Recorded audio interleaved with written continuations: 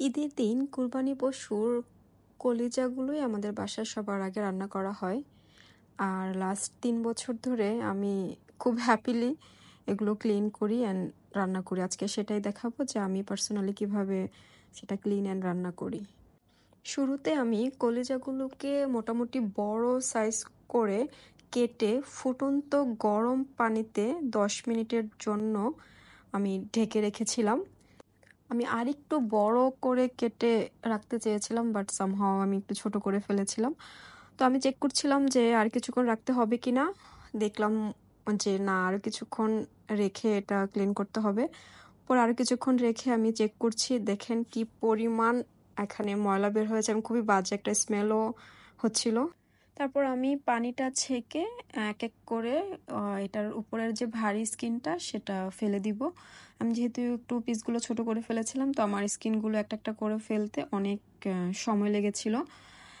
দেন আমি এগুলোকে আরেকটু ছোট করে কেটে ভালো করে ওয়াশ করে নিলাম। এখন আমি একটা প্যানে তেল গরম করে সেটাতে গরম মশলা দিয়ে গরম মশলাগুলো কিছুক্ষণ ভেজে অনেকগুলো পেঁয়াজ কাটা দিয়ে দিব। এখানে আমি 1.5 কাপের মতো পেঁয়াজ কুচি ব্যবহার করেছি। পেঁয়াজটা যখন হালকা একটু নরম হয়ে আসবে তখন আমি আদা রসুন পেস্ট দিয়ে দিব। আদা রসুন পেস্টটা আমি পেঁয়াজের সাথে খুব ভালো করে কিছুক্ষণ ধরে এটাকে আমি ভেজে নিব। তখনই সুন্দর একটা ফ্লেভার আসা শুরু করবে। এই তো আমার পেঁয়াজ রসুন ভাজা শেষ। দেন আমি 1 কাপের মতো পানি দিয়ে গুঁড়া মশলা এখানে ইউজ করছি। হলুদ, মরিচ, জিরা, ধনিয়া এখানে আমি দিয়ে দিলাম। আর এখানে আমি জিরার বাটাটা ব্যবহার করেছি। যতক্ষণ না পর্যন্ত এই তেলটা ভেসে উঠেছিল ততক্ষণ পর্যন্ত আমি খুব ভালো করে নেড়ে নিয়েছি।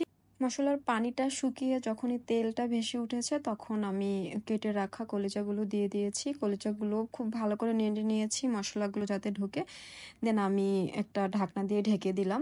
তারপর 15 মিনিটের পর আমি এটা একটু নেড়ে দিলাম। অনেকটা পানি উঠেছে, আমি কিন্তু এখন পর্যন্ত কোনো পানি দেইনি। তারপর মনে হলো যে না, আমার আরেকটু পেঁয়াজ দিতে হবে, তো আমি পেঁয়াজ দিলাম। আমি আসলে এরকমটা করতে থাকি রান্নার মাঝখানে, যখন যেটা মনে হয় যে একটু দিতে হবে দিই। তারপর আরও 10 মিনিট জাল করে এসে আমি একটু গরম পানি দিয়ে দিলাম। পানিটা আমি একটু বেশি দিয়েছি বিকজ আমাদের বাসায় একটু ঝোলটা পছন্দ করে।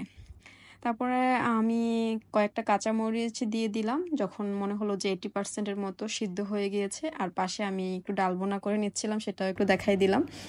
আমাদের বাসায় আসলে প্রত্যেক বেলায় ডাল লাগে, এটা পোলাও হোক, খিচুড়ি হোক, যেটাই হোক। তো আজকে আমি যেহেতু ঈদের দিন, এজন্য আমি একটু স্পেশালভাবে ভুনা করছি, নর্মাল ডাল না করে।